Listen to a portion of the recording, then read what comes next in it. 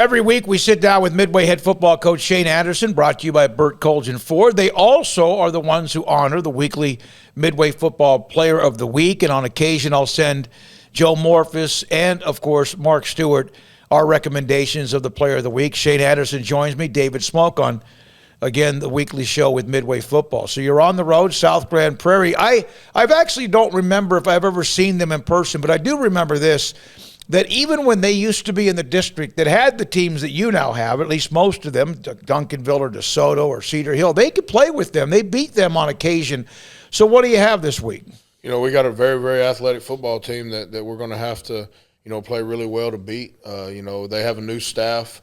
Coach DeLay's coming in there, and, he got there a couple months before I got to Midway. So, they're a little bit ahead of us as far as that goes, but, very similar in where we are at scheme-wise and insertion-wise. And so, he's doing a good job with them, and they're extremely athletic.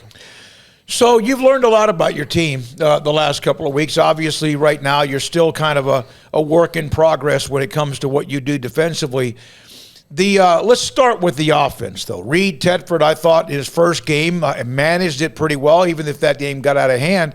He really showed improvement from game one to game two, along with some others. Your offensive line gave you guys some holes, and I know that's a work in progress. Your thoughts about where you are after 2 weeks? Well, I think you got to start with the offensive line. I think they made the biggest gain between week one and week two, and that's a tribute to Coach Jones and Coach Villarreal. They do a great job with those guys, and we've been trying to piece that thing together and find our best five and give ourselves a chance to move the football. And then, Dom Hill's done a great job of running the football. And then, then once you said, like you said, Reed Tedford, man, he's really come to himself and done a great job, and he's growing not only as a quarterback but as a leader and as someone that we can lean on to make plays for us.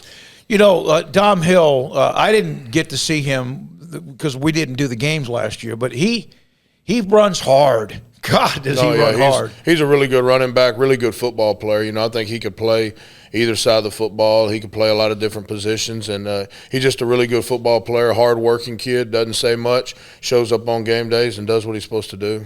You defensively, obviously, it's been a couple of weeks where you've struggled. You're moving some more people around.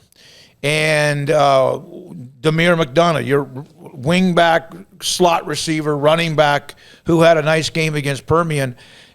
Football players can play either side of the ball. Same thing with maybe moving him to defense? Yeah, no doubt. I obviously the first 2 weeks we were not very good defensively. We got better last week. Thought we played the run better and thought we did some things better. Didn't give up as many big plays. But, anytime you score 41 points, you ought to win the football game. And me being a defensive guy, giving up, 50-plus the first 2 weeks, that's just unacceptable. And we're going to continue to work and try to move the pieces around to give us a chance to stop somebody and to slow them down and give ourselves a chance to win a football game. What is it, or is it all of the above? Because inexperience, a commitment to playing defense. You got to want to play defense. And then secondly, a talent level. Is it a little bit of everything?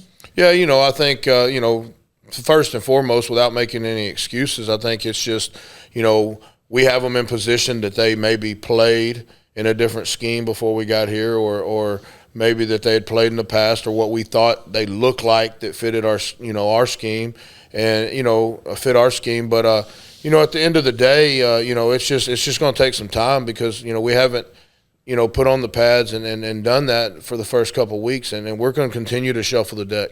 Our goal is to be a playoff football team, and these first 3 ball games have no bearing on whether or not we're a playoff football team or not. So we have to use that to our advantage and try to figure out what gives us the best chance, going forward. And we start district next week with Waxahachie. Right now, the Permian game was very winnable. Round Rock was never winnable. But back and forth, and then there was the turnover where they got the ball on an interception, and they had the lead. And that really, I thought, whoever could do that, get the ball with the lead, would most likely get a 2-score lead and win the game. Are you battling a little bit right now because of last year going 2-7, so the confidence level's not very good? So when things go wrong, drop your head, feel sorry for yourself? I know these are high school kids. Is that something that you see as well or not? I haven't seen a whole lot of it. I mean, it's human nature. I mean, even for me as the head coach, I mean, you're like, oh, crack, here we go again. And so, we have to do, a good job of playing 4 quarters and not worrying about, what the scoreboard says. We got to do what we do. But, it comes down to every game comes down to a couple different plays. And, I think not being able to get off the field on that 4th down and giving up a touchdown. And then obviously, we won the big play, margin. We gave up 6 and had 12. Anytime you do that, you should win. But then it comes down to we had 2 turnovers and they had 1. And so, those are things that you have to clean up if you're going to, be a playoff team. Your offensive line, you mentioned, is a work in progress. You brought a couple of defensive linemen over to at least bring some size and maybe some depth. Yarmark and also Montgomery. Yep. Is that why you did that? And trying to find, again, you're just trying to find what pieces, what are circles and what are squares? Yeah, we're trying to shuffle the deck and get the best kids in the best position to give us a chance to be successful. We're switching to a 3-4 on defense, and so both of those kids, Yarmark kid and Montgomery kid, are D tackles, and we're not going to play with those D tackles, and so they're both really good football players and have good size and strength, and so we want to give them an opportunity to get on the field, and just because they don't fit defensively right now what we're doing doesn't mean that they can't go over there and help the offense. All right, so South Grand Prairie, this is the tune-up. This is it. This will give you an opportunity. Obviously, you want to win the game. Who knows what happens?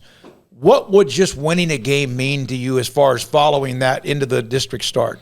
Well, you want to win every one of them. You go out there and play them, and that's why you. Yeah, I know you too. That's why you work, and that's why you practice. You put in all these hours as a staff on the weekends, and then you practice. And I always tell the kids, at the beginning of the year, you prepare all year long. You probably pour 1,200, 1,500 hours worth of preparation and work into a football season. And in one game, you as a single football player probably only play 5 minutes. I mean, if you really, really break it down. Of actually playing the game, you're playing for 5 minutes. And so, anytime you go out there, you want to win. We want to win this week just like we wanted to win last week and just like we're going to want to win next week. The thing we have to keep in perspective is this has no bearing on us being a playoff football team. What it does have bearing on is how we grew from week 2 to 3, and then how we can continue to grow. If we continue to grow each and every week, then we're going to give ourselves a chance. Shane Anderson, head football coach at Midway. Every week we'll sit down and discuss the team, look back a little bit of the week before, and also the upcoming week in District 11. 6A is around the corner, but one more game. 7 o'clock kickoff, by the way, at the Gopher Bowl, right, in Grand Prairie against the Grand Prairie Warriors. South Grand Prairie Warriors. 7 o'clock Friday. You can hear the game on 106.7 FM, The Eagle, Sikkim 365 Radio, and we'll also have the audio broadcast of the road games up on YouTube, Channel 365 Sports. For Shane Anderson, I'm David Smoke. This show, weekly, brought to you by Burt Colgin Ford.